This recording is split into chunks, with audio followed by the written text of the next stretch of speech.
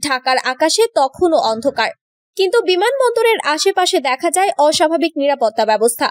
শতাধিক সেনা সদস্য ছদ্মবেশে অবস্থান করছিলেন বিভিন্ন চেকপোস্টে। এসেছিল অন্তত 3টি সাঁজোয়া যান ও একটি হেলিকপ্টার। গোয়েন্দা সংস্থার তথ্য মতে এই পুরো অভিযানটি ছিল শুদ্ধি নামক গোপন এক পরিকল্পনার অংশ, যার লক্ষ্য দেশের শীর্ষ পর্যায়ে লুকিয়ে থাকা দুর্নীতিবাজ ও রাষ্ট্রদ্রোহে জড়িত ব্যক্তিদের গ্রেফতার করা। বাংলাদেশের রাজনীতিতে এক নতুন ও রোমাঞ্চকর অধ্যায়ের সূচনা হলো আজ। বিদেশে চিকিৎসা নিয়ে দেশে ফিরেই গ্রেফতার হলেন সাবেক রাষ্ট্রপতি আব্দুল হামিদ। ভোরবেলা ঢাকার হযরত শাহজালাল আন্তর্জাতিক বিমানবন্দরে নামার পরপরই সেনাবাহিনীর একটি বিশেষ ইউনিটের পরিচালিত অপারেশন শুদ্ধি অভিযানে তাকে আটক করা হয়। দেশজুড়ে ছড়িয়ে পড়েছে বিস্ময়, আতঙ্ক ও বিভ্রান্তি। রাজনীতিবিদ, সুশীল সমাজ ও সাধারণ জনগণের মাঝে সৃষ্টি হয়েছে একাধিক প্রশ্ন। কেন এই গ্রেফতার? কি ছিল এর পেছনের পরিকল্পনা এবং এর পরিণতি কি? রাত প্রায় 3:30। সকাল 4:05 আব্দুল হামিদের প্লেন অবতরণ করে।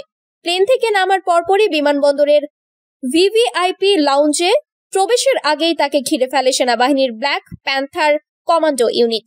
খুবই নিঃশব্দ ও সূক্ষ্মভাবে মাত্র 3 মিনিটের মধ্যে তাকে আটক করে নিয়ে যাওয়া হয় বিমানবন্দর সংলগ্ন একটি সামরিক হেলিপ্যাডে। সেখান থেকে হেলিকপ্টারে করে তাকে নেওয়া হয় বঙ্গভবন সংলগ্ন অস্থায়ী সেনা সদর দপ্তরে। প্রাথমিকভাবে ধারণা করা হচ্ছে সেখানেই চলছে তার জিজ্ঞাসাবাদ।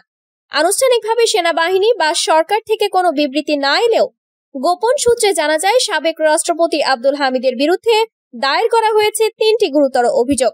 নাম্বার 1, রাষ্ট্রের স্থিতিশীলতা নষ্ট করার জন্য বিদেশি গোয়েন্দা সংস্থার সাথে সংযোগ স্থাপনের অভিযোগ।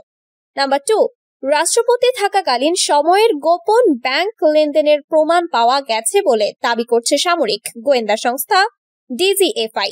নাম্বার 3, সেনাবাহিনীর অভ্যন্তরীণ পরিকল্পনা সংক্রান্ত নথি লন্ডনে এক নাম প্রকাশে অনিচ্ছুক সংস্থাকে হস্তান্তরের প্রমাণ পাওয়া গেছে।